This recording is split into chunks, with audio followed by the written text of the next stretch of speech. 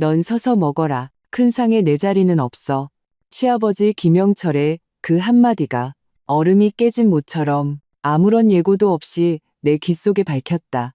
윙 하는 소리와 함께 내 손에는 마지막 요리가 들려 있었다. 뜨거운 김이 피어오르는 딸 미나를 위해 정성껏 만든 연두부 계란찜이었다. 그 부드러운 계란찜 위에는 당근즙으로 그린 귀여운 아기 호랑이가 웃고 있었다. 그릇 가장자리의 온도가 손끝을 대었지만 나는 아무것도 느낄 수 없었다. 온몸의 피가 마치 이 순간 일제히 심장으로 역류했다가 다시 무자비하게 뿜어져 나가는 것만 같았다. 차지백체가 얼음장처럼 차가워졌다.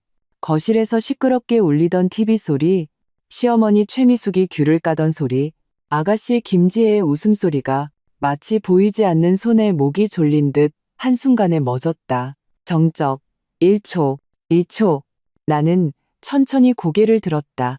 시선은 마치 초점이 나간 낡은 카메라처럼 식탁에 둘러앉은 한 사람 한 사람을 힘겹게 훑었다. 내가 오후 내내 공들여다 반짝거리던 자개상이 순간 나를 심판하는 심판대처럼 보였다. 시어머니 최미숙은 귤 까던 손을 멈춘 채 입가에 감출 생각도 없는 구경꾼의 비웃음을 걸고 있었다. 아가씨 김지혜, 내 남편의 여동생은 새로 받은 네일아트를 만지작거리느라 고개를 숙이고 있었지만 살짝 올라간 눈꼬리가 그녀의 고소하다는 감정을 여실히 드러내고 있었다. 그리고 내 남편 김진우. 나는 애써 그를 바라보았다. 내가 9년간 사랑했던 남자. 그는 나를 보지 않았다. 그는 얼굴을 눈앞에 오색찬란한 떡국 그릇에 깊이 파묻고 있었다. 마치 그 그릇 안에 우주의 비밀이라도 숨겨져 있는 것처럼 젓가락으로 기계적으로 휘젓고만 있었다. 한때 나를 위해 비바람을 막아줄 거라 믿었. 그의 넓은 어깨는 지금 비겁한 그림자처럼 한껏 움츠러들어 있었다. 참 좋은 가족이다. 정말 좋은 가족이야. 나는 계란찜 그릇을 든 채 묵묵히 돌아섰다. 한 걸음 한 걸음 주방으로 돌아갔다. 아무도 나를 부르지 않았다. 아무도 형식적인 위로의 말 한마디 건네지 않았다. 나는 내 오후의 심혈이 담긴 그 계란찜을 싱크대 위에 조용히 내려놓았다. 아기 호랑이의 웃는 얼굴이 자욱한 김 속에서 너무나도 가소로워 보였다. 차가운 타일벽에 기댄 채 나는 거실에서 다시 들려오는 애써 낮춘 대화 소리와 TV에서 흘러나오는 명절 특집 프로그램의 흥겨운 음악 소리를 들었다. 문 하나를 사이에 두고 두 개의 세상이 존재했다. 나는 울지 않았다. 정말 눈물 한 방울도 흘리지 않았다. 마음속에서 어떤 목소리가 성당의 종소리처럼 선명하게 내 머릿속에서 웅장하게 울려 퍼졌기 때문이다. 박서윤, 이제 됐어. 끝이야. 9년간 연기해온 이 자기기만의 1인극은 이제 막을 내릴 시간이야. 그들은 아무도 모를 것이다. 그들에게 너무나도 당연하게 식탁에 앉을 자격조차 박탈당한 이 여자의 손에 바로 지금 그들의 심판대를 송두리째 뒤엎어버릴 왕패가 쥐어져 있다는 사실을. 때로는 복수의 고함이 필요 없다. 그저 조용한 돌아섬, 그것 하나면 충분하다. 그 설날 오후 햇살은 창백했다. 나는 마치 팽이처럼 주방에서 꼬박 7시간을 돌았다. 시어머니 최미숙이 특별히 주문한 닭볶음탕은 국물이 진하게 우러나오려면 약한 불에서 최소 3시간은 졸여야 했다. 시아버지 김영철은 고기가 없으면 밥을 안 드시는 분이라 최고급 소갈비대를 골라 갖은 양념으로 완벽한 맛을 낸 갈비찜을 만들었다. 남편 김진우와 아가씨 김지혜는 매운 음식을 좋아했다. 해물찜에 들어가는 고춧가루 하나하나까지 내가 직접 최상품으로 골라 빻은 것이었다. 각종 전과 나물, 잡채와 탕국까지 20가지가 넘는 음식이 주방을 가득 채웠다. 이것이 내가 김씨 집안에 시집 온 지 9년째 되는 해, 그리고 내가 9번째로 차리는 설날 차례상이었다. 마침내 마지막 요리를 들고 주방을 나섰을 때 허리는 끊어질 듯 아팠. 이마에 땀이 눈으로 흘러들어가 따가워서 눈을 뜰 수가 없었다. 거실에서는 온 가족이 이미 화기애애하게 상에 둘러앉아 TV를 보고 과일을 먹으며 담소를 나누고 있었다. 아무도 나를 쳐다보지 않았다. 아무도 힘들지 않냐고 한마디 물어주지 않았다. 마치 나는 제 시간에 음식을 내오는 투명인간 가사도우미 로봇일 뿐인 것처럼 나는 이미 굳어버린 미소를 쥐어짜내며 김진우 옆에 언제나 나를 위해 비워져 있던 의자를 빼려던 참이었다. 그리고 바로 그때 시아버지 김영철의 그 말을 들었다. 넌 서서 먹어라. 큰 상에 내 자리는 없어. 나는 내가 잘못 들은 줄 알았다. 아버님, 뭐라고요? 이 큰 상에 내 자리가 없다고 했다. 그는 목소리에 힘을 주어 말했다. 그 흐릿한 눈동자에는 숨김없는 격렬과 위험이 서려 있었다. 주방에서 먹든가 아니면 서서 먹든가 해라. 큰 집안은 큰 집안의 법도가 있는 법이야. 법도? 머릿속이 윙윙거렸다. 나는 내 남편 김진우를 바라보았다. 마치 물에 빠져 죽어가는 사람이 마지막 지푸라기라도 잡으려는 심정으로 나는 그가 나를 위해 싸워주길 바라지도 않았다. 그저 눈빛 하나, 행동 하나, 하다못해 미간을 살짝 찌푸리는 것만으로도 충분했다. 하지만 그는 그러지 않았다. 그는 고개를 더 깊이 숙였다. 그의 침묵은 칼보다 더 날카로운 흉기가 되어 정확하게 내 심장을 꿰뚫고 잔인하게 비틀었다. 그때 시어머니 최미숙이 느릿느릿 입을 열었다. 목소리는 독을 바른 바늘처럼 가늘고 날카로웠다. 어머, 서윤아. 너도 네 아버님 너무 원망 마라. 올해는 설세고 내 작은 아가씨네 식구들도 온다잖니. 사람이 하나 늘면 자리도 미리 계산해야지. 그리고 남인 네가 언제까지 우리랑 한 상에 앉는 것도 모양새가 좀 그렇지 않니? 소문나면 남들이 우리 김씨 집안이 위아래도 없다고 하겠다. 그 한 글자가 불에 달군 쇠못 두 개처럼 내 뼛속 깊이 밝혔다. 9년 나는 이 집안을 위해 딸을 낳고 살림을 도맡아 했으며 전도유망했던 내 커리어까지 포기했다. 결국 나는 여전히 남이었다. 맞아요, 새언니. 아가씨 김지혜가 푹 하고 웃음을 터뜨렸다. 그녀는 내가 방금 만든 아직 김이 모락모락 나는 잡채를 한 젓가락 집어들며 나른하게 말했다. 우리 집은 명절에 핏줄이 제일 중요하거든요. 봐요. 나, 우리 오빠, 우리 아빠, 엄마. 이게 진짜 한 가족이죠. 새언니 고생했으니까 얼른 주방 가서 탕국이나 안 타는지 봐요. 나는 이 추악한 얼굴들을 차례로 훑어보았다.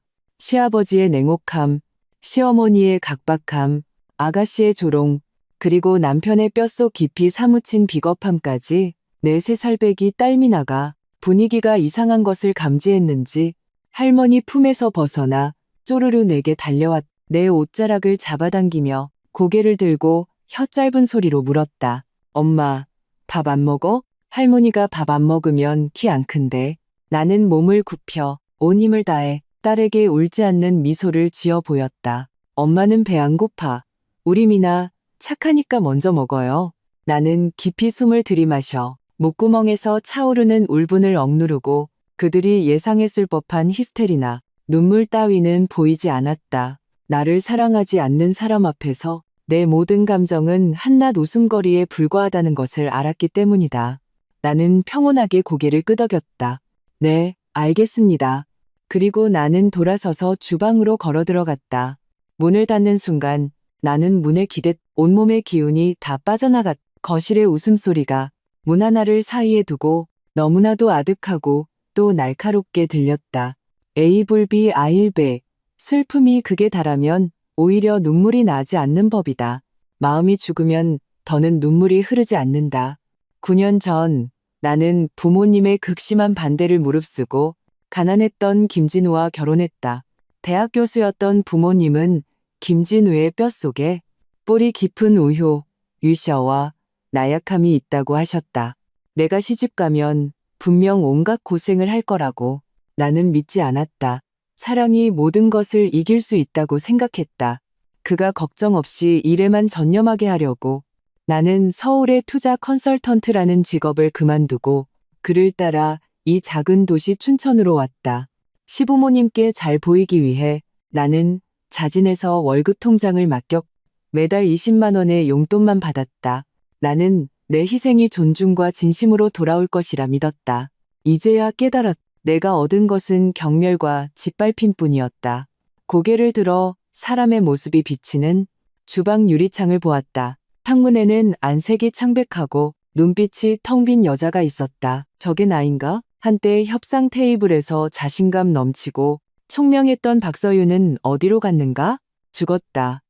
지난 9년간 매일같이 반복되는 기름때와 잡다한 일상 속에서 죽어버렸다. 하지만 오늘 밤 바로 이 순간 그녀는 다시 살아났다. 나는 싱크대로 다가가 수도꼭지를 틀었다. 뼛속까지 시린 차가운 물을 내 얼굴에 거세게 끼얹었다. 거울 속 붉게 충혈된 눈에 나를 보며 입꼬리가 천천히 섬뜩한 냉소를 그렸다. 김영철, 최미숙, 김지혜, 그리고 내 사랑하는 남편 김진우. 당신들 법도 따지는 거 좋아했지? 좋아. 그럼 이제부터 제대로 된 법도가 뭔지 똑똑히 보여주지. 이 게임의 룰은 이제부터 내가 정한다. 내 시선이 벽에 걸린 열쇠 꾸러미에 닿았다. 그 위에는 가장 눈에 띄지 않는 구리 열쇠가 하나 있었다. 그것은 서재의 낡은 금고 열쇠였다. 금고 안에는 서류 한 장이 잠겨 있었다. 이 집안을 송두리째 뒤흔들 수 있는 비밀이 담긴 서류가. 나는 얼굴에 물기를 닦고 옷깃을 정돈한 뒤 주방문을 열고 밖으로 나갔다. 거실의 웃음소리가 다시 뚝 그쳤다. 그들은 마치 귀신이라도 본 듯 나를 쳐다봤다. 나는 곧장 딸에게로 걸어가 몸을 굽혔다. 가장 부드러운 목소리로 말했다. 미나야, 엄마랑 가자. 엄마가 더 재미있는 곳으로 데려가 줄게. 어딘데? 진짜 우리 집으로. 나는 딸의 손을 잡고 뒤도 돌아보지 않고 현관으로 향했다. 박서윤, 너 미쳤어? 설날에 죽고 싶어 환장했냐? 시어머니 최미숙의 날카로운 비명이 고막을 찔렀다. 김진우가 마침내 떡국 그릇에서 고개를 들었다. 그는 미간을 찌푸린 채 가득한 짜증이 섞인 말투로 말했다. 또 왜 이래? 밥 한 끼 가지고 뭘 그렇게까지 해? 나는 걸음을 멈추고 돌아서서 웃었다. 그 웃음은 분명 창밖의 눈보라보다도 차가웠을 것이다. 왜 이러냐고. 김진우 씨, 당신이 뭘 잘못 알아도 한참 잘못 알았네. Now. 나는 그를 그리고 그의 뒤에 각기 다른 표정을 짓고 있는 세 사람을 보며 한 글자 한 글자 분명하게 말했다. 나 지금 장난하는 거 아니에요. 이제 당신들하고 안 놀아주겠다는 거예요. 말을 마친 나는 문을 열고 딸의 손을 잡고 결연히 눈보라 속으로 걸어 들어갔다. 등 뒤에서 들려오는 저주와 딸의 희미한 울음소리를 나는 온 힘을 다해 쾅소리와 함께 문 안에 가두어 버렸다. 김씨 집안 잘 있어라. 아니, 다시는 보지 말자. 나는 친정으로 가지 않았다. 연로하신 부모님께서 설날 밤에 나 때문에 가슴 아파하시게 할 수는 없었다. 나는 수년간 모아온 비자금을 이용해 서울 시내 중심가 최고급 5성급 호텔에 프레지덴셜 스위트룸을 잡았다. 거대한 통유리창 밖으로는 도시 전체에 가장 찬란한 불꽃놀이가 펼쳐졌다. 미나는 처음에는 조금 불안해했지만 내가 준비한 침대 가득한 새 장난감을 보고는 금세 울음을 그치고 웃음을 터뜨렸다. 부드러운 카펫 위에서 즐겁게 뒹굴었다. 나는 뜨거운 물에 몸을 담갔다. 마치 무겁고 더러운 껍질을 한꺼풀 벗어낸 기분이었다. 휴대폰은 당연히 불이 났다. 나는 무음으로 바꾸고 소파 위에 아무렇게나 던져두었다. 액정이 집요하게 켜졌다가 꺼지기를 반복했다. 김진우, 최미숙, 김영철, 김지혜, 추악한 얼굴들이 내 눈앞에서 차례로 스쳐 지나갔다.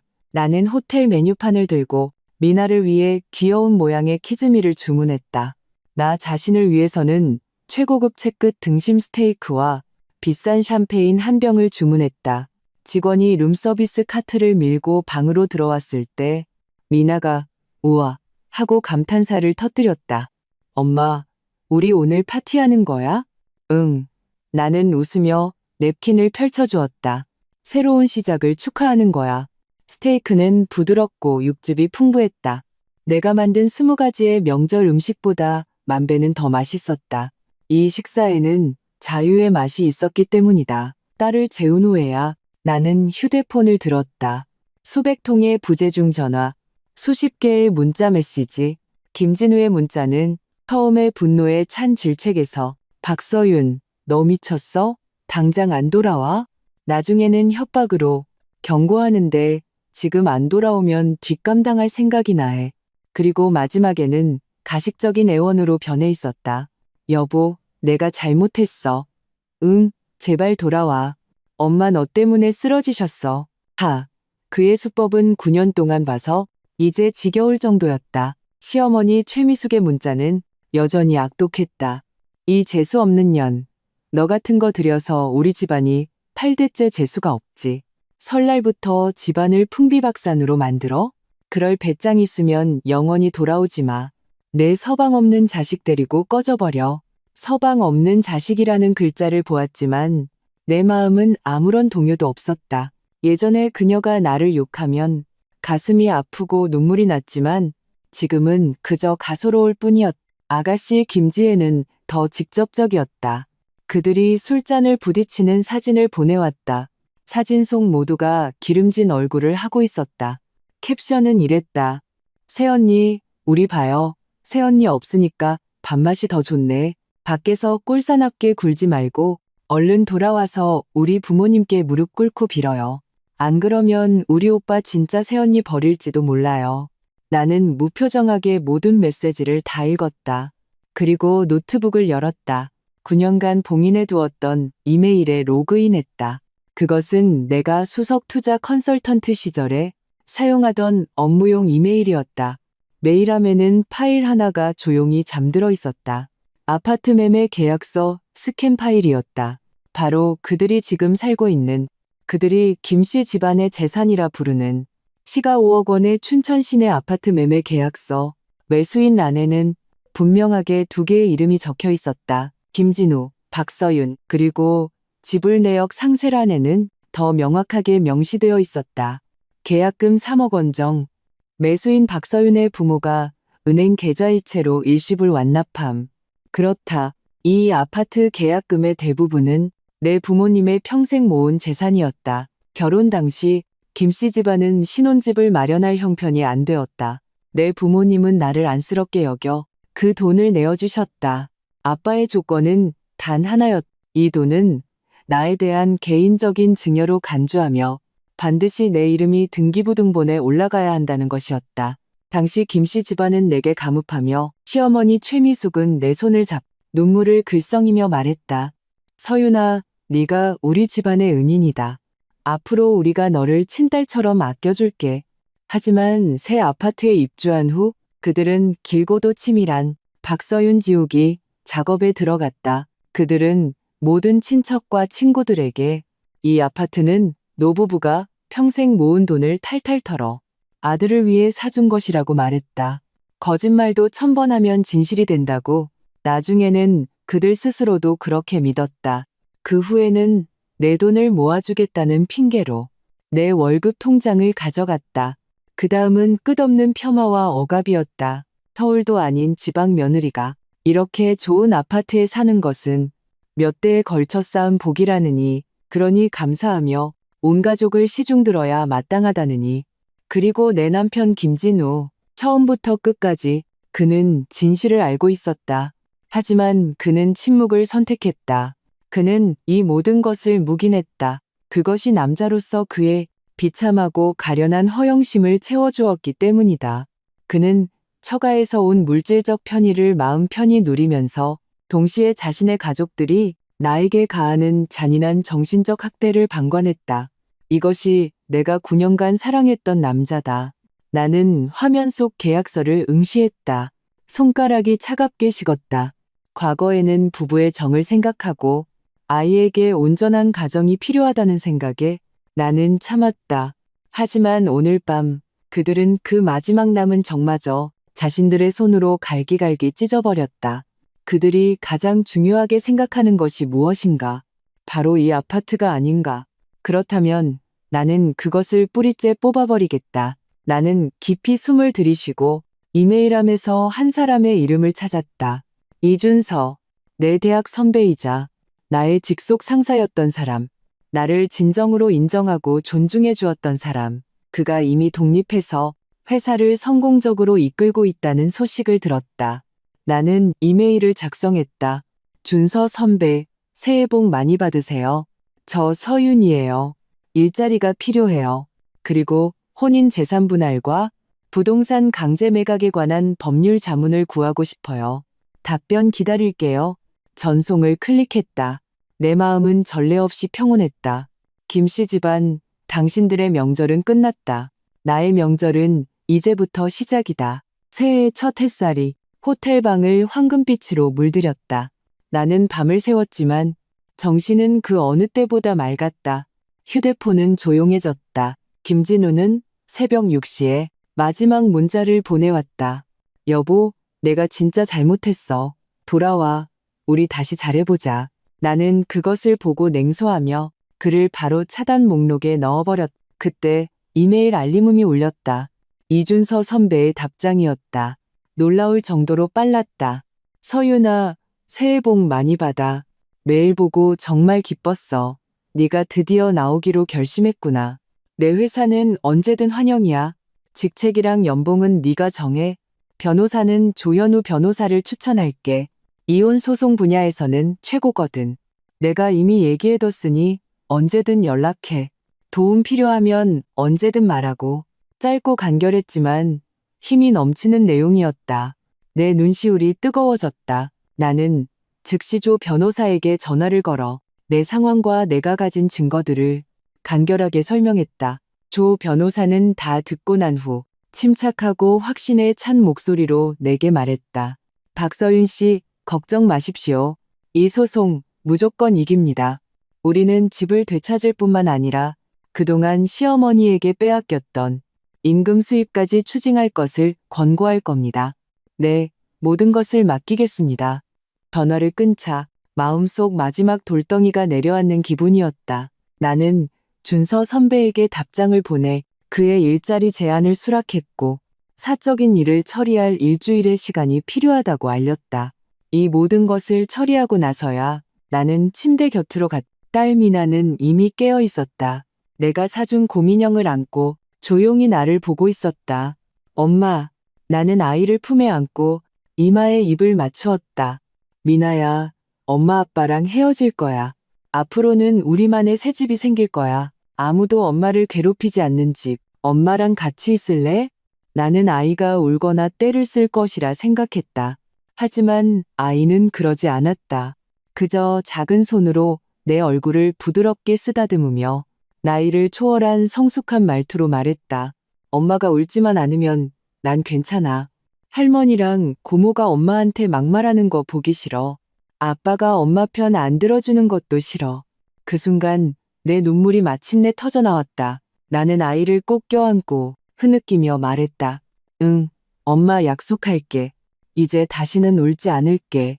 그 후 며칠 동안 나는 미나와 함께 완벽하게 잠적했다. 새 휴대폰 번호로 바꾸고 조 변호사의 도움을 받아 가장 빠른 속도로 법원에 이혼 소송과 재산 보전 신청을 제기했다. 이틀 후 법원의 소환장과 부동산 동결 명령서가 김씨 집안으로 송달되었다. 그곳이 어떤 난장판이 되었을지는 상상에 맡긴다. 내 새 휴대폰 번호는 금세 그들에게 알려졌다. 첫 번째로 전화한 사람은 김진우였다. 목소리에는 분노와 공포가 뒤섞여 있었다. 박서윤, 너 미쳤어? 이혼을 해. 집까지 팔아? 네가 뭔데? 나는 침착하게 녹음 버튼을 눌렀다. 김진우 씨, 나는 지금 통보하는 게 아니에요. 실행하는 중이에요. 이혼은 확정이고 이 집도 팔 거예요. 꿈 깨! 이 집은 우리 김씨 집안 거야. 너는 단 한 푼도 못 가져가. 그래요? 법정에서 봅시다. 서윤아, 여보. 그는 순식간에 태도를 바꾸어 감정에 호소하기 시작했다. 우리 9년의 세월이, 9년의 세월? 나는 그의 말을 잘랐다. 당신이 당신 아버지가 나를 식탁에서 쫓아내는 걸 뻔히 보고만 있었을 때 그 세월은 이미 개나 줘버렸어요. 전화를 끊자 바로 최미숙에게서 전화가 왔다. 전화를 받자마자 귀신 같은 울음소리가 터져 나왔다. 박서윤, 이 신보가 시커먼 년, 우리를 다 죽이려고 작정했어? 나는 그녀가 욕설을 퍼붓다 지칠 때까지 기다렸다가 느릿느릿 입을 열었다. 어머님, 저를 계속 남이라고 하셨잖아요. 이제 그 남이 제 것을 가지고 떠나는 건데 폭죽이라도 터트리며 축하해 주셔야죠. 그리고 나는 선의를 담아 한 가지를 더 상기시켜 주었다. 그녀가 9년간 관리했던 거의 9천만 원에 달하는 내 월급. 그 돈도 부부 공동재산에 속해요. 만약 집 문제로 계속 골치 아프게 하시면 소송 하나 더 추가하는 것도 꺼리지 않겠어요. 악의적 재산 횡령으로요. 전화기 너머는 죽음과 같은 정적이 흘렀다. 내가 그의 급소를 찔렀다는 것을 알았다. 세상은 마침내 조용해졌다. 일주일 후 나는 준서 선배의 회사로부터 정식 채용 통지서를 받았다. 투자부 부장, 억대 연봉의 프로젝트 성과급 별도. 통지서에 적힌 숫자를 보며 나는 격세지감을 느꼈다. 나를 삼키던 그 진흙탕을 벗어나니 바깥 세상은 이토록 넓고 푸르렀다. 나는 한치의 망설임도 없이 교육 자원과 환경이 최고 수준인 다른 대도시 서울에 풀옵션의 넓은 아파트를 임대했다. 미나를 위해 최고의 국제 유치원을 알아보았다. 나의 새로운 삶은 고속으로 회전하는 정밀 기계처럼 모든 것이 내 통제하에 있었다. 법원의 조정실. 분위기는 무겁게 가라앉아 있었다. 나는 세련된 정장을 입고 있었고 내 옆에는 침착한 조 변호사가 앉아 있었다. 맞은편에는 초췌한 모습의 김진우와 싸움에서 진 수탉 같은 최미숙이 있었다. 조정관이 의례적으로 화해를 권했다. 김진우는 눈물을 흘리며 참회했고 최미숙도 악어의 눈물 몇 방울을 짜내며 앞으로는 나를 친딸처럼 여기겠다고 말했다. 나는 그들의 서툰 연기를 보며 그저 가소로울 뿐이었다. 조 변호사는 군말 없이 두꺼운 증거 서류 뭉치를 테이블 위에 던졌다. 아파트 매매 계약서, 3억 원 계약금 이체 증명서, 내가 식탁에서 쫓겨날 때의 녹음 파일, 그들이 나를 모욕한 문자 메시지 캡처, 그리고 최미숙이 9년간 통제했던 내 월급 통장의 거래 내역까지. 모든 증거는 마치 소리나는 뺨따기처럼 김씨 모자의 얼굴을 흔흔 때렸다. 그들의 얼굴색은 하얗게, 파랗게, 보라색으로 변하다가 마지막에는 잿빛이 되었다. 조정관이 재산 분할 방안을 명확하게 발표했을 때 아파트 매각 후 내가 4억 5천을, 김진우가 5천만 원을 가지며 아이의 양육권은 나의 경제적 능력과 상대방 가정의 열악한 환경을 고려하여 의심의 여지 없이 나에게 귀속된다. 최미숙의 팽팽했던 신경이 마침내 끊어졌다. 인정 못해? 이 여우 같은 년. 네가 우리를 계산했어. 그녀는 히스테릭하게 내게 달려들었다. 얼굴은 흉측하게 일그러져 있었다. 김진우가 그녀를 필사적으로 끌어안았다. 내가 한때 깊이 사랑했던 그 얼굴에는 절망과 공포만이 남아있었다. 동의해. 전부 다 동의할게. 그는 거의 소리를 지르듯 말했다. 나는 자리에서 일어나 그들을 내려다보며 평온하게 나의 마지막 조건을 내걸었다. 첫째, 아파트는 즉시 매각하고 나는 4억 5천을 가져간다. 단 한 푼도 깎을 수 없다. 둘째, 양육권은 나에게 있으며 김진우는 매달 한 번 면접 교섭권을 갖는다. 셋째, 그는 양육비를 지급할 필요 없다. 넷째, 당신 어머니가 삼킨 내 월급 9천만 원. 나는 받지 않겠다. 모두가 멍해졌다. 김진우의 눈에는 941생의 안도감이 스쳐 지나갔다. 그리고 최미숙은 마치 미친 사람을 보는 듯한 눈빛으로 나를 쳐다봤다. 그녀는 이해하지 못한다. 영원히 이해하지 못할 것이다. 그들이 보물처럼 여기는 돈이 내 눈에는 그들에게서 완전히 벗어나는 자유보다 결코 중요하지 않다는 것을. 내가 원한 것은 바로 그 9천만 원으로 나와 그들 사이의 모든 더러운 관계를 끊어내는 것이었다. 그리고 나는 알고 있었다. 그 돈은 영원히 그들 집에 밝힌 독가시가 되어 그들이 남은 평생을 서로 의심하고 다투는 지옥 속에서 살게 할 것이라는 것을. 법원 문을 나섰다. 햇살이 눈부셨다. 등 뒤에서 희미하게 김진우와 최미숙의 고함 소리가 들려왔다.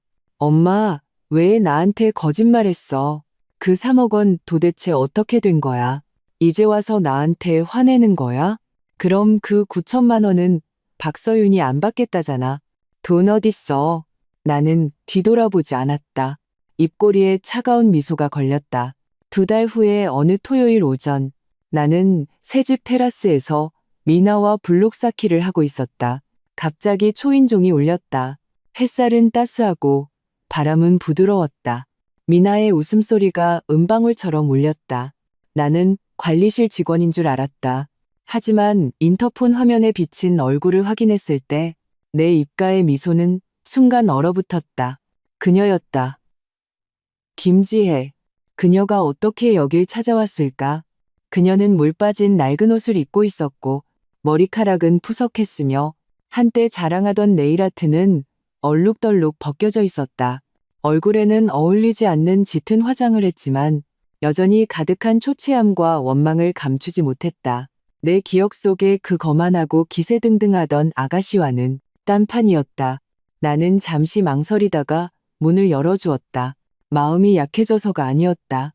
그들이 또 무슨 수작을 부리는지 보고 싶었을 뿐이다. 새언니. 문을 들어서자마자 김지혜는 불안한 듯 현관에 서서 탐욕스러운 눈으로 이 호화롭게 꾸며진 집을 훑어보았다. 눈 속의 질투가 거의 흘러넘칠 지경이었다. 무슨 일이죠? 나는 거실바에 기대어 커피 한 잔을 들고 담담하게 물었다. 미나는 호기심 어린 눈으로 그녀를 한번 쳐다보고는 내 뒤로 슬그머니 숨었다. 김지혜의 시선이 미나에게 닿았다. 얼굴에는 우는 것보다 더 보기 싫은 미소를 억지로 지어 보였다. 미나야, 고모 기억나?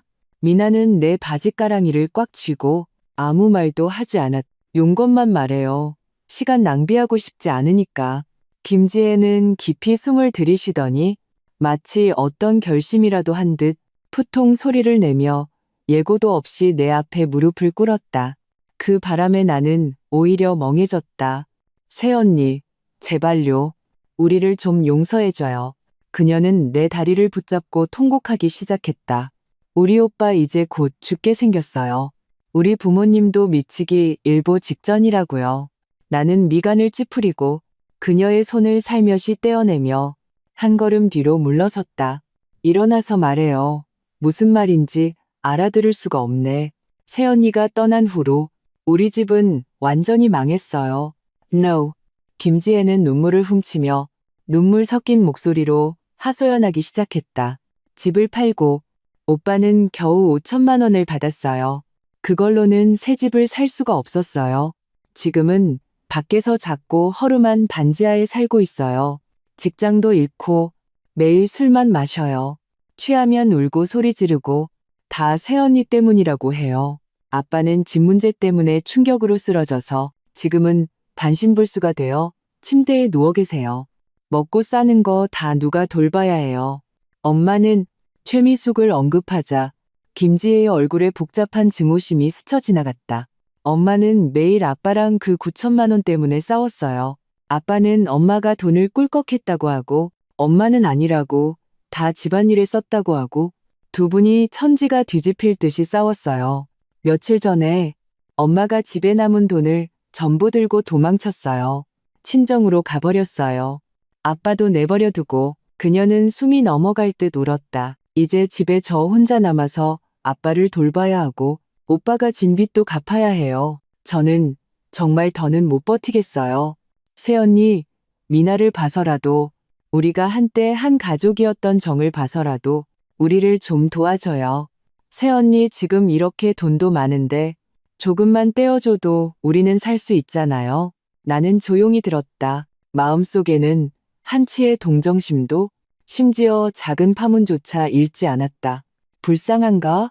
어쩌면 그럴지도. 하지만 이 모든 것이 그들이 자초한 일이 아니던가? 그들이 온 가족이 합심하여 나를 괴롭힐 때 오늘 같은 날이 올 것이라고 생각이나 했을까? 그들이 나를 마음대로 부릴 수 있는 하녀로 함부로 짓밟아도 되는 걸레로 여겼을 때 단 한순간이라도 동정심을 가졌던가?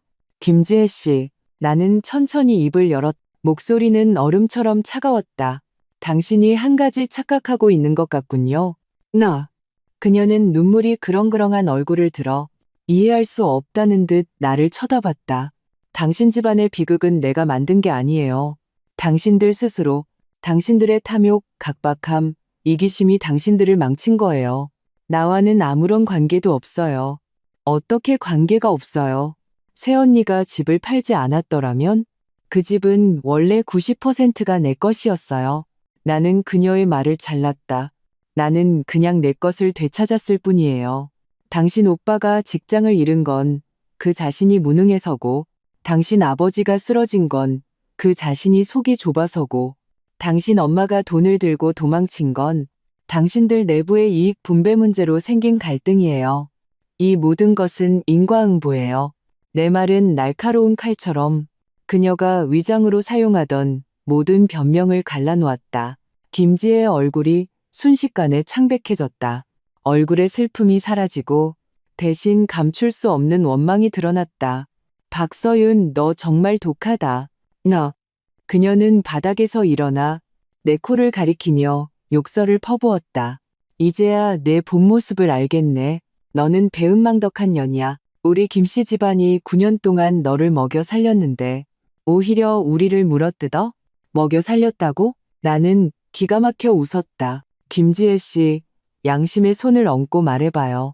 지난 9년 동안 누가 누구를 먹여 살렸는지. 나는 억대 연봉을 포기하고 당신 집안을 위해 소처럼 일했어요. 내 월급 통장은 당신 엄마 손에 있었고 나는 새 옷 한 벌 사는 것도 그녀의 눈치를 봐야 했어요.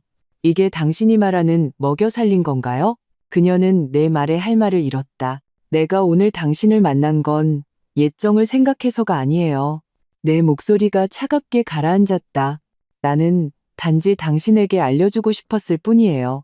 앞으로 다시는 나를 찾아오지 말고 더더욱 내 딸을 괴롭히지 말라고. 우리 사이는 이미 깨끗하게 끝났어요. No. 그리고 나는 지갑에서 100만 원짜리 수표 한 장을 꺼내 그녀의 발밑에 던졌. 이 돈은 당신에게 주는 게 아니에요. 이거 가지고 당신 오빠에게 좋은 술이나 좀 사다 줘요. 천천히 마시라고 전해요. 지옥으로 가는 길은 아직 머니까 서두를 필요 없다고. 말을 마친 나는 문을 열고 나가라는 손짓을 했다. 김지혜의 몸이 격렬하게 떨렸다. 그녀는 나를 죽일 듯이 쏘아보았다. 눈빛에서 불이 뿜어져 나올 것 같았다. 결국 그녀는 허리를 굽혀 바닥에 돈을 주었다. 그리고는 상갓집 개처럼 비틀거리며 사라졌다. 문을 닫고 나는 문에 기댔다. 길게 한숨을 내쉬었다. 엄마, 미나의 작은 목소리가 등 뒤에서 들려왔다. 나는 돌아서서 몸을 굽혀 아이를 꼭 껴안았다. 엄마, 고모 나쁜 사람이야? 나쁜 사람이 아니야. 나는 딸의 머리카락을 부드럽게 쓰다듬으며 다정하게 말했다. 그저 불쌍한 사람일 뿐이야. 미나야, 기억해. 사람은 평생을 살면서 똑똑하지 않아도 되고 예쁘지 않아도 되지만 절대 나쁜 마음을 가져서는 안 돼. 모든 나쁜 짓은 결국 자기 자신에게 돌아오게 되어 있거든. 나는 김지혜의 출연이 그저 뜻밖의 해프닝이라고 생각했다. 하지만 일주일 후 나는 또다시 예상치 못한 전화를 받았다. 김진우였다. 그가 또 어디서 내 번호를 알아냈는지 전화기 너머에 그는 목소리가 쉬어 있었고 짙은 술 냄새가 났다. 내 기억 속에 항상 말끔했던 그 남자와는 딴판이었다. 서윤아, 나야. 할 말이 미나 좀 보고 싶어. 그는 비굴하게 애원했다. 딱 한 번만, 멀리서 한 번만이라도 보게 해줘. 나 너무 보고 싶어. 나는 잠시 침묵했다. 이혼 합의서에 따르면 그에게는 면접 교섭권이 있었다. 시간하고 장소는 내일 오후에 당신네 아파트 단지 아래에 있는 공원에서 사진으로 봤는데 거기 큰 미끄럼틀이 있더라. Now. 그의 목소리는 비위를 맞추려는 기색이 역력했다. 다음날 오후 나는 미나를 데리고 공원으로 갔다. 멀리서 김진우가 보였다. 그는 공원 벤치에 앉아 있었다. 구겨진 셔츠를 입고 머리는 기름지고 수염은 덥수룩했다. 발밑에는 담배꽁초가 가득했다. 우리를 보자 그는 벌떡 일어섰다. 얼굴에는 흥분과 불안이 뒤섞인 표정이 드러났다. 미나는 그를 보고 무의식적으로 내 뒤로 숨었다. 미나야. 김진우는 앞으로 두 걸음 다가오다가 다시 멈췄다. 그는 등 뒤에서 이미 조금 찌그러진 장난감 상자를 꺼냈다. 아빠가 네가 제일 좋아하는 레고성을 사왔어. 미나는 그를 한 번 보고 또 나를 한 번 보고 움직이지 않았다. 나는 몸을 굽혀 미나에게 말했다. 아빠가 너 보러 오셨어. 가서 아빠랑 잠깐 놀다 와. 미나는 잠시 망설이다가 천천히 다가갔다. 김진우는 서투르게 장난감을 뜯고 미나와 함께 잔디밭에서 조립하기 시작했다. 나는 멀리 나무 아래 서서 그들을 바라보았. 석양빛이 부녀의 그림자를 길게 늘어뜨렸다. 그 모습은 한때 나를 잠시 멍하게 만들었다. 언젠가 나도 수없이 이런 장면을 꿈꿨었다. 새 식구, 평화로운 시간, 아쉽게도 모든 것은 돌아갈 수 없었다. 1시간 후 나는 다가가 미나에게 말했. 미나야, 이제 집에 가야지. 미나는 착하게 고개를 끄덕이고 김진우와 작별 인사를 했다. 김진우는 일어섰지만 시선은 계속 내게 머물러 있었다. 서윤아, 우리 얘기 좀 할 수 있을까? 우리 사이에 더 할 얘기는 없는 것 같은데요. 몇 분만. 부탁이야. 그가 간절하게 말했. 나는 하늘을 한번 보고 고개를 끄덕였. 우리는 공원의 한적한 구석으로 갔. 너, 잘 지내? 그가 조심스럽게 물었다. 네, 잘 지내요. 그럼 됐어. 그럼 됐어. 그는 손을 비비며 시선을 피했다. 지혜, 걔가 며칠 전에 너 찾아갔다며? 걔가 한 말들 마음에 담아두지 마. 집에 좀 일이 있긴 하지만 내가 해결할 수 있어. 그는 애써 강한 척했다. 나는 그를 보며 문득 좀 가련하다는 생각이 들었다. 이 지경에 이르러서도 그는 그 가련한 자존심을 챙기고 있었다. 김진우 씨, 나는 평온하게 말했다. 오늘 온 게 미나만 보려는 건 아니겠죠? 할 말 있으면 그냥 해요. 나의 직설적인 말에 그는 잠시 멈칫했다. 그는 고개를 숙이고 오랫동안 침묵했다.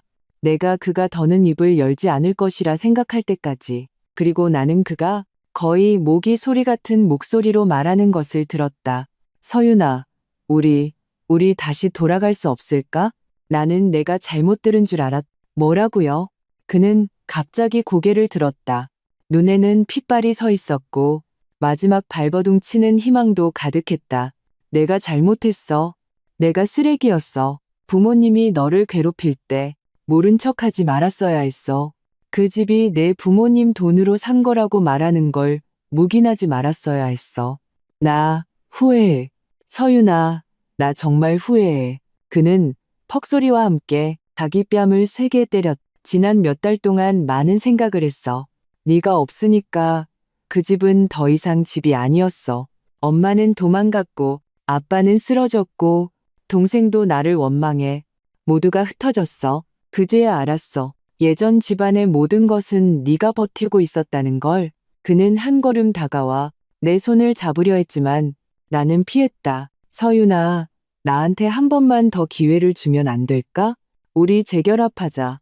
내가 뭐든지 다 내 말 들을게. 그 5천만 원 전부 너한테 줄게. 내가 너 있는 도시로 갈게. 내가 너한테 소처럼 말처럼 일할게. 내가 너랑 미나 평생 시중 들게. 제발, 제발 나를 다시 받아줘. 그는 울었다. 40이 다 된 남자가 내 앞에서 아이처럼 울었다. 그의 눈물, 그의 참회, 만약 석 달 전에 일어났더라면 어쩌면 내 마음을 움직였을지도 모른다. 하지만 지금 내 마음은 이미 그 설날 밤에 그들의 손에 의해 만년빙으로 얼어붙어 버렸다. 김진우 씨, 나는 그를 보며 한 글자 한 글자 말했다. 알아요? 깨진 거울은 다시 붙일 수 없어요. 어떤 잘못은 저지르면 평생 가는 거예요. 그의 얼굴에서 희망이 조금씩 꺼져갔다. 왜 한 번도 용서해 줄 수 없는 거야? 당신이 침묵을 선택했던 그 순간, 당신은 이미 나를 포기했으니까. 나는 그의 눈을 응시했다. 나는 당신에게 수없이 기회를 줬어요. 넌지시 말하기도 하고, 분명히 말하기도 하고, 심지어 싸우기도 했어요. 나는 당신이 내 편에 서주기를 바랐어요. 단 한 번이라도. 하지만 당신은 그러지 않았죠. 당신은 매번 당신의 가족 편에 서서 나를 밀어냈어요. 알아요? 나를 무너뜨린 건 당신 아버지의 서서 먹어라는 말이 아니었어요. 당신 어머니의 악독한 저주도 아니었어요. 바로 당신의 침묵이었어요. 당신의 침묵은 어떤 칼날보다도 더 사람을 아프게 했어요. 그것은 내게 말해주었죠. 당신 마음속에서 나와 우리 딸, 우리 이 작은 가정은 영원히 당신의 원래 가족보다 뒤에 있다는 것을. 이제 당신의 원래 가족이 흩어지고 당신이 아무것도 남지 않게 되자 그제야 나를 떠올린 거죠. 김진우 씨, 당신은 나를 사랑하는 게 아니에요. 당신은 그저 계속 기생할 수 있는 숙주를 찾고 있을 뿐이에요. 내 말은 무정한 판결문처럼 그의 마지막 환상마저 산산조각 냈다. 그는 땅에 주저앉았다. 눈빛은 텅 비어 있었다. 기생할 숙주, 라고 중얼거렸다. 돌아가요. 나는 마지막으로 그를 한번 보고 앞으로는 미나 면접 교섭 외에는 연락하지 말아요. 우리 각자 잘 지내요. 나는 돌아서서 떠났다. 다시는 뒤돌아보지 않았다. 등 뒤에서 그의 억눌린 절망적인 고함 소리가 들려왔다. 그 순간 내 마음에는 미움도 사랑도 없었다. 그저 후련한 뿐이었다. 박서윤, 너는 마침내 완전히 자유로워졌다. 세월은 평온하고 분주하게 흘러갔다. 준서 선배 회사에서의 첫 프로젝트는 매우 성공적이었다. 파산 직전의 기업에 성공적으로 전략적 투자를 유치하여 기사회생시켰다. 이 사건으로 나는 업계에서 명성을 얻었다. 준서 선배는 성공 축하 파티에서 모든 동료 앞에서 프로젝트 성과급의 10%를 즉시 내 계좌로 이체해 주었다. 서윤아, 너는 돌아온 게 아니야. 이건 왕의 귀환이야. 그는 술잔을 들고 진심으로 내게 말했다. 나는 웃으며 그 축하의 술을 마셨다. 업무 외의 시간은 모두 미나와 함께 보냈다. 나는 아이를 데리고 피아노를 배우러 가고 그림을 배우러 가고 교회로 캠핑을 가고 바다를 보러 갔다. 나는 내가 잃어버린 9년을 아이에게 모두 보상해주고 싶었다. 미나는 점점 더 자신감 넘치는 아이가 되었다. 새 유치원에서 많은 친구를 사귀었고 선생님이 가장 좋아하는 아이가 되었다. 어느 날 밤 아이는 잠들기 전에 내 목을 안고 내 귓가에 조용히 속삭였다. 엄마, 나 지금 너무 행복해. 나는 아이의 부드러운 작은 몸을 안고 세상을 다 가진 기분이었다. 김씨 집안에 대한 소식은 가끔 먼 친척들을 통해 조금씩 들려왔다.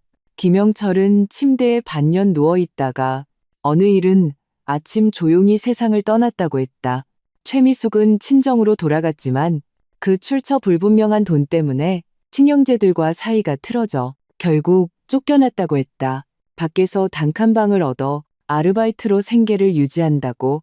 김지혜는 자신보다 20살 많은 아이 둘 딸린 이혼남과 결혼해서 팍팍한 삶을 살고 있다고 했다. 그리고 김진우는 완전히 알코올 중독자가 되어 직장을 잃고 집안의 모든 것을 팔아치우고는 결국 행방불명이 되었다고. 이런 소식을 들었을 때 나는 그저 평온하게 라고 했을 뿐이다.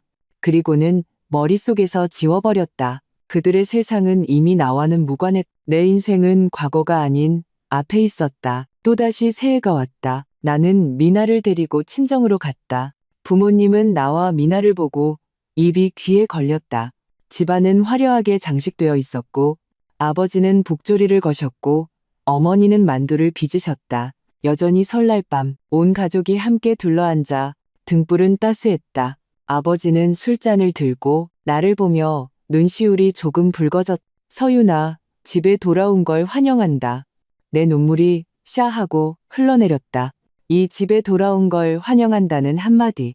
나는 꼬박 10년을 기다렸다. 미나가 옆에서 작은 손으로 내 눈물을 닦아주며 혀 짧은 소리로 말했다. 엄마, 울지 마. 엄마는 웃는 공주님이야. 나는 울다가 웃음을 터뜨렸다. 아이와 부모님을 꼭 껴안았다. 창밖에 불꽃이 다시 피어올랐다. 밤하늘에 찬란한 꽃을 피웠다. 나는 알았다. 이번에는 내 세상의 안과 밖이 모두 빛으로 가득하다는 것을. 이야기는 여기서 복수와 새로운 삶에 대해 하나의 완벽한 마침표를 찍은 듯했다. 하지만 인생은 결코 각본이 아니다. 절정 이후에 허무하게 끝나지 않는다. 1년 후 나는 뛰어난 실적으로 이미 회사의 투자 총괄 이사 자리에 올랐다. 나는 프로젝트 성과급과 저축으로 우리가 사는 이 대도시에 작은 정원이 딸린 펜트하우스를 전액 현금으로 구입했다. 이사하는 날 준서 선배가 남자 동료 몇 명을 데리고 와서 도와주었다. 그는 편안한 운동복 차림으로 평소의 정장 차림의 엄숙함을 벗어던졌다. 이마에는 땀이 송골송골 맺혔지만 미소는 햇살보다 더 눈부셨다. 그는 능숙하게 이삿짐센터 직원들을 지휘하여 상자들을 분류했는데 심지어 나 자신보다도 어떤 상자를 어떤 방에 두어야 하는지 더 잘 알았다. 대표님, 이 상자가 미나 장난감인 건 어떻게 아셨어요? 내가 좀 신기해서 물었다. 그는 상자 한쪽 구석에 붙어 있는 작은 스티커를 들어보였다. 그 위에는 내가 직접 그린 나와 미나만 아는 작은 토끼 표시가 그려져 있었다. 마음으로 보면 항상 보이는 법이지? 그가 웃으며 말했다. 눈 속의 빛이 나를 감히 똑바로 쳐다보지 못하게 했다. 지난 1년 동안 준서 선배가 나와 미나에게 베푼 보살핌은 이미 상사와 친구의 경계를 넘어섰다. 그는 길을 지나는 김에 우리 집 아래 새로 생긴 빵집의 시그니처 슈크림을 사다 주곤 했다. 내가 야근으로 늦을 때면 너무 무리하지 말라는 문자를 보내주었다. 프로젝트를 끝내지 못해도 회사는 망하지 않는다고 그는 미나의 모든 발표회 시간을 기억하고 회사 복지라는 명목으로 모든 아이들에게 나눠줄 수 있는 선물을 보내주었다. 회사 내에서는 이미 몇몇 소문이 돌고 있었다. 하지만 나는 계속 모르는 척했다. 감사하지 않아서도 아니고 그가 조심스럽게 지켜온 그 마음을 느끼지 못해서도 아니었다. 나는 두려웠다. 정말로 두려웠다. 그 9년의 결혼 생활은 만성질환처럼 이미 내 뼈와 피 속에 불신이라는 후유증을 새겨놓았다. 나는 다시 한번 진심을 주었다가 배신과 경멸로 돌아오는 것이 두려웠다. 나는 다시 한번 내 인생을 한 남자와 묶는 것이 두려웠다. 나는 지금의 생활이 아주 좋다. 승승장구하는 사업이 있고 착하고 사랑스러운 딸이 있고 따뜻한 집이 있다. 나는 감히 그리고 원하지도 않는다. 누군가가 이 어렵게 얻은 평온을 깨뜨리는 것을. 저녁에는 모두에게 감사의 뜻으로 새 집에서 식사를 대접했다. 내가 직접 요리하여 한 상 가득 차렸다. 똑같은 분주함이지만 마음가짐은 이미 천지 차이였다. 예전의 요리는 어쩔 수 없이 해야 하는 책임이었지만 지금은 친구들과 기쁨을 나누는 즐거움이었다. 식사 후 동료들은 아쉬워하며 떠났고 준서 선배는 남아서 내가 뒷정리하는 것을 도와주었다. 넓은 주방에 우리 둘만 있었다. 물 흐르는 소리, 그릇 부딪히는 소리가 어우러져 말로 표현할 수 없는 따스함이 있었다. 서윤아, 그가 접시를 닦으며 아무렇지 않은 듯 입을 열었다. 한 걸음 더 나아갈 생각 해본 적 없어? 내 심장이 쿵 하고 내려앉았다. 올 것이 결국 오고야 말았다. 나는 수도꼭지를 잠그고 손을 닦았다. 싱크대에 기댄 채 돌아보지 않았다. 선배, 저 지금 아주 잘 지내요. 이것이 내 대답이자 내 거절이었다. 그는 침묵했다. 주방 안이 순간 서로의 숨소리가 들릴 정도로 조용해졌다. 한참 후에 그가 가볍게 한숨 쉬는 소리가 들렸다. 나는 알았다. 그의 목소리에는 거절당한 분노가 아닌 내가 알아들을 수 있는 실망감이 담겨 있었다. 네가 잘 지내는 거 알아. 너는 유능하고 강인해. 너 혼자서도 모든 일을 완벽하게 처리할 수 있어. 너는 누구의 도움도 없이도 멋지게 살 수 있어. 그는 잠시 말을 멈추고 내 등 뒤로 다가왔다. 나는 그의 몸에서 전해지는 온기를 느낄 수 있었지만 감히 돌아보지 못했다. 하지만 서윤아, 그의 목소리는 달빛처럼 부드러웠다. 그렇게 오랫동안 강하게 지내왔는데 지치지는 않아? 혹시 단 한순간이라도 네가 밤늦게까지 야근할 때 너를 위해 등불 하나 켜주고 따뜻한 죽 한 그릇 데워줄 사람이 있었으면 하고 생각한 적 없어? 혹시 단 한순간이라도 미나가 아파서 네가 혼자 아이를 안고 병원으로 달려갈 때 너를 대신에 접수해주고 줄을 서주고 네가 기댈 수 있는 어깨가 있었으면 하고 생각한 적 없어? 혹시 단 한순간이라도 재미있는 영화를 볼 때 너와 함께 웃어줄 사람이 있었으면 하고 생각한 적 없어? 그의 모든 질문은 작은 돌멩이처럼 내가 이미 높이 쌓아올린 마음의 벽안 호수에 정확하게 던져졌다. 잔잔해질 수 없는 파문을 일으켰다. 그래, 지치지 않을까? 어떻게 지치지 않을 수 있을까? 무쇠 같은 사람도 약해질 때가 있는 법이다. 단지 나는 익숙해졌을 뿐이고 모든 약함을 숨기고 혼자 조용히 사귈 수밖에 없었을 뿐이다. 내 눈시울이 뜨거워졌다. 선배, 나는 돌아서서 무언가 말하려 했지만 목이 메어 한마디도 할 수 없었다. 그는 나를 보며 붉어진 눈으로 더 다가오지 않고 단지 안전한 거리를 유지했다. 눈빛에는 안쓰러움이 가득했다. 서윤아, 나는 김진우가 아니야. 그는 나를 진지하게 보며 한 글자 한 글자 말했다. 나는 절대로 네가 다시는 그런 고통을 겪게 하지 않을 거야. 나는 너를 좋아해.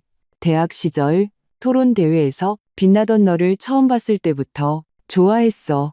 지난 몇 년 동안 나는 네가 연애하고 결혼하는 것을 지켜봤고 가정을 위해 커리어를 포기하는 것을 지켜봤어. 나는 너를 위해 안타까워했지만 어쩔 수 없었어. 이제 네가 돌아왔어. 예전보다 더 눈부시고 더 매력적으로. 나는 더 이상 놓치고 싶지 않아. 그는 깊이 숨을 들이쉬고 얼굴에 따뜻한 미소를 지었다. 나는 너를 강요하지 않을 거야. 나는 단지 내 마음을 네가 알아주길 바랄 뿐이야. 나는 기다릴 수 있어. 네가 지쳐서 기댈 어깨를 찾고 싶을 때 네가 가장 먼저 나를 떠올려주길 바라. 말을 마친 그는 자신의 외투를 들었다. 늦었네. 너도 일찍 쉬어. 내일 봐. 그는 떠났다. 나는 혼자 텅 빈 거실에 오랫동안 서 있었다. 눈물이 마침내 통제불능으로 흘러내렸다. 나는 얼굴을 가리고 주저앉아 이 나만의 새롭지만 텅 빈 집에서 소리 없이 울었다. 그날 밤 이후 준서 선배는 정말로 그가 말한 대로 나를 강요하지 않았다. 그는 여전히 세심하지만 분수를 지키는 준서 선배이자 대표님이었다. 단지 그가 우리 삶에 녹아드는 흔적이 점점 더 깊어졌다.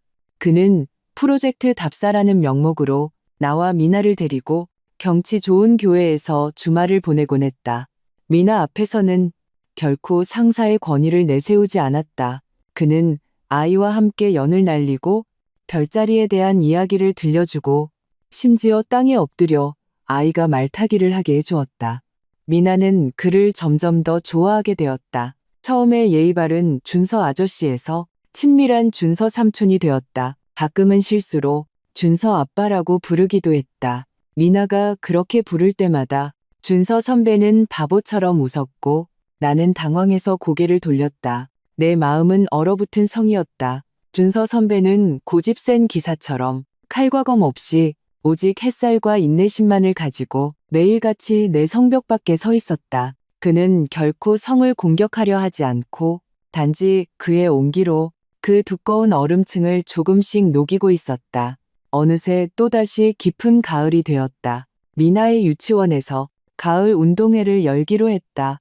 그 중에는 아빠와 엄마가 함께 참여해야 하는 3인 사각 경기가 있었다.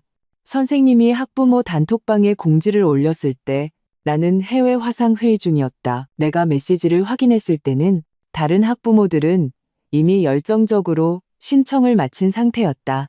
나는 아빠 엄마라는 단어를 보며 마음이 바늘에 찔린 듯 아팠다. 그날 밤 나는 미나의 가방을 정리해 주다가 아이가 운동회 안내문을 들고 오랫동안 망설이다가 작은 목소리로 물었다. 엄마, 우리는 이거 참가 못하는 거지? 나는 아이의 조심스럽 실망감이 섞인 눈을 보며 가슴이 아팠다. 왜 못해? 엄마 혼자서도 아주 빨리 달릴 수 있는데. 내가 웃으며 위로했. 그런데 선생님이 꼭 아빠랑 엄마랑 같이 해야 한다고 했어. 아이의 작은 입술이 삐죽거렸. 금방이라도 올 것 같았다. 지연이가 그랬어. 아빠 없는 아이는 아무도 원하지 않는 애라고. 누가 그런 말을 해? 나는 아이를 품에 안았다. 분노가 치밀었다. 아이의 무심한 한마디가 칼처럼 내 마음에 깊이 박혔다. 나는 온몸을 떨고 있는 미나를 안고 몇 번이고 아이를 달랬다. 아이가 내게 가장 소중한 보물이라고. 아빠가 있든 없든 아이는 가장 행복한 아이라고. 하지만 나 자신은 알고 있었다. 내 설명이 얼마나 창백하고 무력한지를. 아이의 세계에서 어떤 결핍은 엄마의 아무리 강한 사랑으로도 완전히 메울 수 없다는 것을. 그날 밤 나는 잠을 이루지 못했다. 나는 곁에서 잠든 딸을 보며 처음으로 내 고집에 대해 의문을 품었다. 내가 당연하게 여겼던 강인함과 독립이 어떤 면에서는 내가 가장 지키고 싶었던 사람을 상처 입히고 있었던 것은 아닐까. 다음 날 나는 다크서클을 달고 출근했다. 준서 선배는 나를 보고 아무것도 묻지 않고 단지 묵묵히 따뜻한 우유 한 잔을 타서 내 책상 위에 놓아주었다. 점심시간이 되어서야 그가 아무렇지 않은 듯 말을 꺼냈다. 토요일에 우리 부서 교회로 워크숍 가는데 너랑 미나도 같이 가자. 거기 농장에 재미있는 거 많아. 내 마음이 움직였다. 토요일이면 바로 운동의 날이 아닌가. 나는 그를 보았다. 그의 눈빛은 솔직했고 마치 정말로 임시부서 활동인 것 같았다. 하지만 나는 알았다. 그는 분명 무언가 알고 있었다. 나는 왠지 모르게 즉시 거절하지 않았다. 생각해 볼게요. 금요일 오후, 나는 퇴근 준비를 하고 있는데 낯선 번호로 전화가 왔다. 전화기 너머에서는 한 여자의 다급한 목소리가 들려왔다. 박서윤 씨 맞으신가요? 저는 시립-제1병원 응급실 간호사입니다. 여기에 김진우라는 환자분이 급성 알코올 중독으로 실려왔는데 오셨을 때는 이미 의식이 없으셨어요.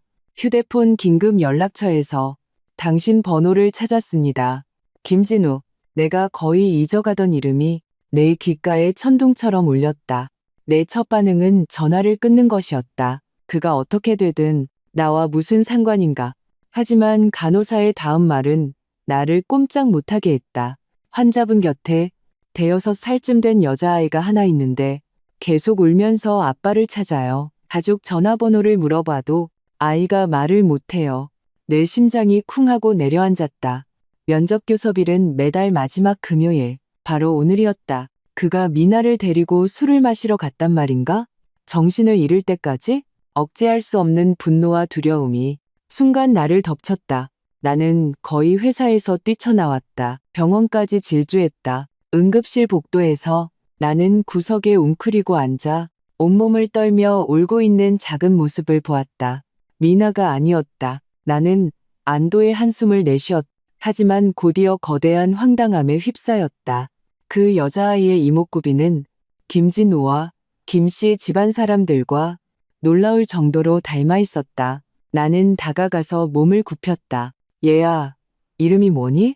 아이는 나를 보며 흐느끼며 말했다. 저는 이연서예요. 이연서, 연서, 옌왜. 내 심장이 마치 보이지 않는 손에 세게 쥐어짜이는 것 같았다. 그때 응급실 문이 열리고 의사가 나왔다. 김진우 씨 보호자분? 나는 일어섰다. 전처예요.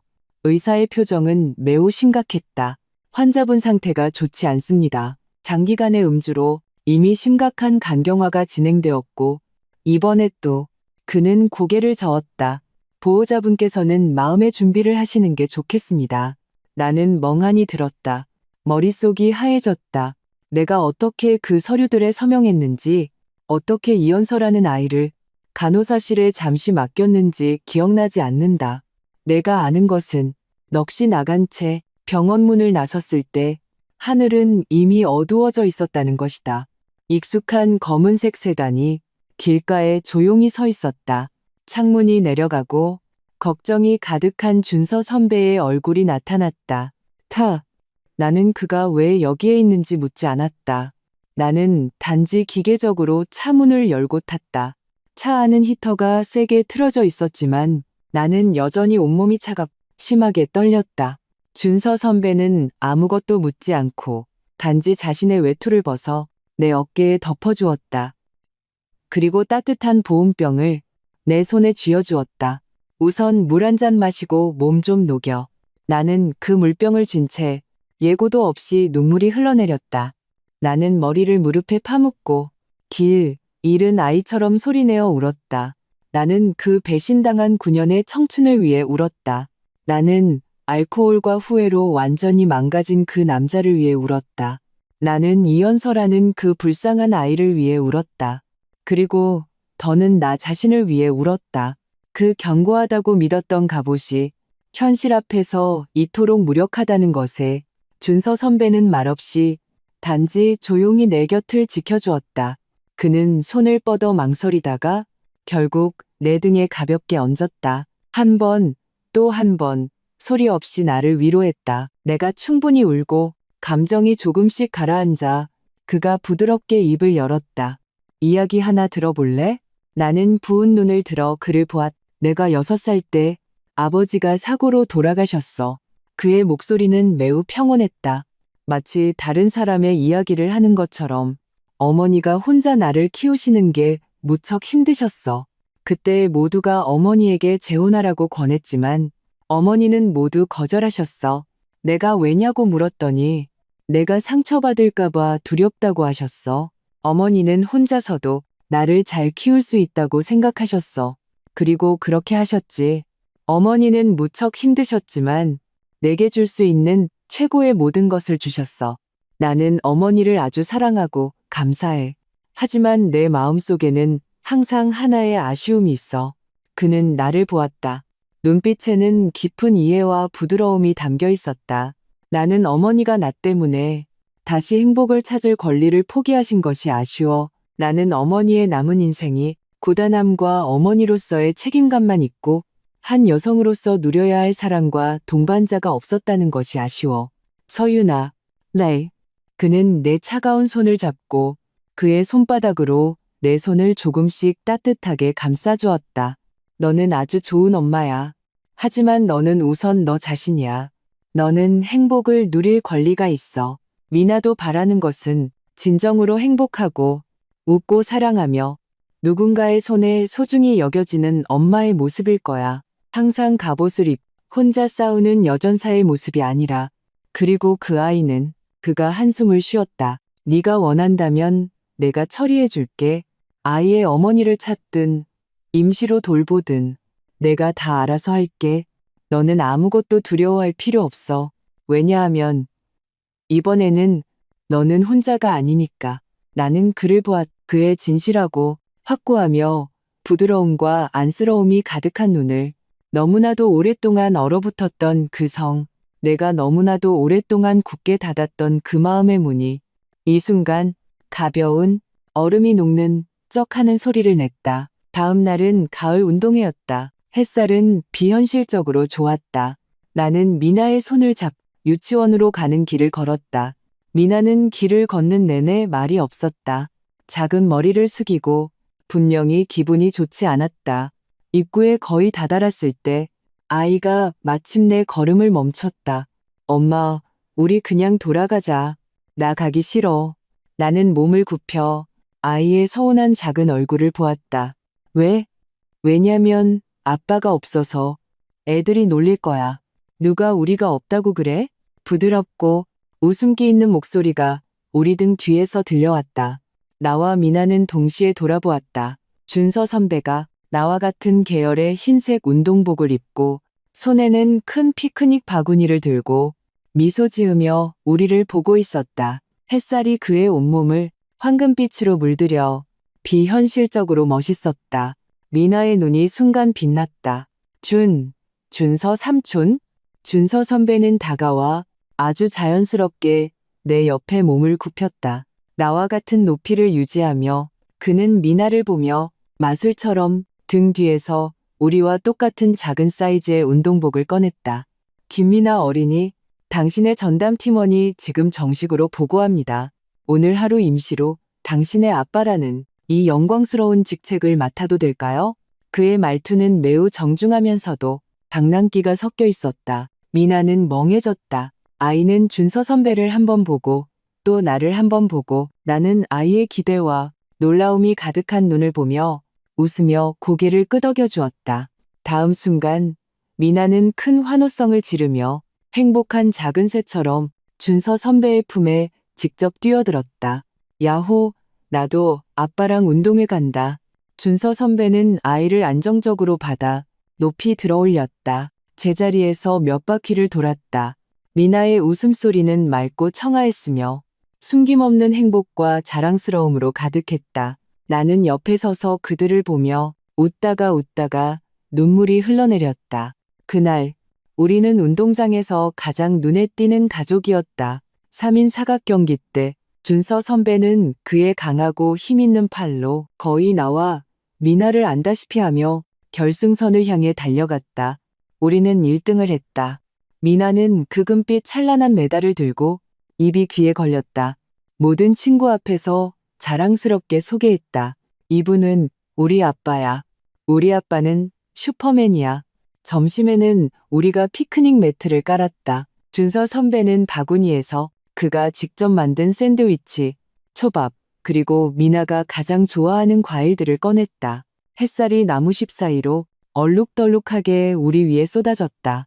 나는 곁에서 미나의 입가를 참을성 있게 닦아주는 그 남자와 그 곁에서 자신의 영광스러운 일화를 신나게 이야기하는 딸을 보았다. 그 순간 내 마음은 전례 없이 부드럽고 안정되었다. 행복이란 이런 것이구나. 운동회가 끝나고 준서 선배가 우리를 집으로 데려다 주었다. 아파트 아래에서 나는 그에게 기다리라고 하고 혼자 위로 올라갔다. 몇 분 후 나는 물건 하나를 들고 내려왔다. 그것은 내가 예전에 금고에 잠가두었 그 낡은 구리 열쇠였다. 나는 그것을 준서 선배의 손바닥 위에 놓았다. 그는 멍해졌다. 이건 우리 집 열쇠예요. 나는 그의 눈을 보며 내 평생 가장 큰 용기를 냈다. 선배, 저는 더 이상 혼자 싸우는 여전사가 되고 싶지 않아요. 저 지쳤어요. 제 성의 문은 이제 열렸어요. 아직도 들어올 의향이 있으신가요? 준서 선배의 눈이 순간 붉어졌다. 그는 아무 말도 하지 않고 단지 맹렬히 한 걸음 다가와 나를 내 손에 든 그 열쇠와 함께 꼭 껴안았다. 그의 품은 따뜻하고 넓었으며 햇살과 풀내음이 났다. 나는 그의 가슴에 기대어 그의 우렁찬 심장 소리를 들으며 항상 불안했던 마음이 마침내 제자리를 찾았다. 또다시 설날 밤, 창밖은 여전히 불꽃으로 가득했지만 집안은 이미 다른 세상이었다. 나는 앞치마를 두르고 주방에서 분주했지만 얼굴에는 편안한 미소가 걸려 있었다. 준서 선배는 내 곁에서 능숙하게 나를 도와주었고 때로는 간 만든 갈비를 몰래 집어먹고는 내가 짐짓 나무라는 눈빛에 웃으며 내 볼에 입을 맞추었다. 내 부모님은 거실 소파에 앉아 미나와 준서 선배의 부모님이 함께 거대한 크리스마스 트리, 아니 새해 나무를 장식하는 것을 흐뭇하게 바라보고 계셨다. 그래, 준서 선배의 부모님. 두 분은 이미 나를 친딸처럼 여기셨다. 두 분은 선량하고 개방적이셨다. 그들은 우리에게 단 하나의 소원이 있다며 그것은 너희 둘이 잘 지내는 것을 보는 것이라고 하셨다. 김진우는 병원에서 한 달 누워있다가 결국 버티지 못하고 세상을 떠났다. 나는 그가 남긴 5천만 원으로 그의 장례를 치렀다. 이연서라는 아이는 그가 밖에서 술집 여자와 낳은 아이였다. 그 여자는 그가 위독하다는 것을 알고는 사라졌다. 준서 선배가 많은 인맥을 동원하여 결국 외딴 작은 마을에서 그녀를 찾아냈다. 나는 그녀에게 돈 한 뭉치를 주며 아이를 데려가 잘 키우라고 했다. 내가 그렇게 한 것은 김진우를 위해서가 아니라 그 아이를 위해서였다. 그리고 내 그 황당했던 과거에 마지막 마침표를 찍기 위해서였다. 식사하세요. 내 외친과 함께 모두가 식탁에 둘러앉았다. 한 상 가득한 음식, 김이 모락모락 피어올랐다. 모두의 얼굴에는 행복한 미소가 가득했다. 준서 선배는 내 곁에 앉아 내 손을 잡고 깍지를 꼈다. 그는 술잔을 들고 나를 그리고 자리에 앉은 모두를 보며 부드럽고 확고한 목소리로 말했다. 새해에는 우리가 영원히 함께하기를. 건배, 맑은 건배 소리 속에서 나는 눈앞에 이 따뜻한 장면을 보며 눈시울이 젖었다. 나는 여러 해 전에 그 설날 밤을 떠올렸다. 쫓겨나고 모욕당하고 혼자 주방에 서 있던 차갑고 절망적이었던 박서윤을 만약 할 수만 있다면 나는 정말로 과거로 돌아가 그때의 나를 안아주고 싶다. 그리고 말해주고 싶다. 두려워하지 마. 조금만 더 버텨. 봐. 그 가장 어둡고 추운 터널을 지나면 앞에는 정말로 만장의 빛이 있어.